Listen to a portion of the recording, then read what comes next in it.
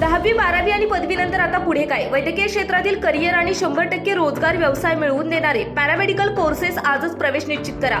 Paramedical क्षेत्रातील आधुनिक कौशल्यपूर्ण प्रशिक्षण आणि दर्जेदार शिक्षण देणारे विश्वसनीय केपी पॅरामेडिकल इन्स्टिट्यूट, शाखा हडपसर, पिंपरी, कात्रज, सातारा.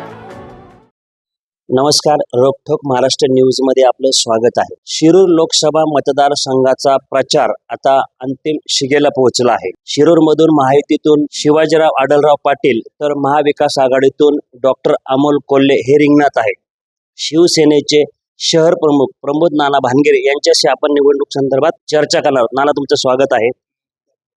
नाना, एकनाथ शिंदे मुख्यमंत्री होऊन साधारण 2 वर्ष झाली. या 2 वर्षाचा फायदा हडपसर विधानसभा मतदारसंघ असेल किंवा शिरूर लोकसभा मतदारसंघ याला कशा पद्धतीने झालाय? ज्यावेळेस महाराष्ट्र राज्याचे संवेदनशील मुख्यमंत्री आदरणीय एकनाथ शिंदे साहेब हे 2 वर्षापूर्वी जे महाराष्ट्र राज्याचे मुख्यमंत्री झाल्यानंतर प्रामुख्याने हडपसर मतदारसंघ असन, त्याचबरोबर शिरूर लोकसभा मतदारसंघ असन, या भागामध्ये गेल्या 15 वर्षांमध्ये जी कामं रखडली होती त्या कामांसाठी जवळजवळ हडपसर मतदारसंघासाठी 350 कोटी रुपयाचा निधी उपलब्ध करून दिला. त्याचबरोबर हजारो कोटी रुपये शिरूर लोकसभा मतदारसंघात निधी मिळवून दिला.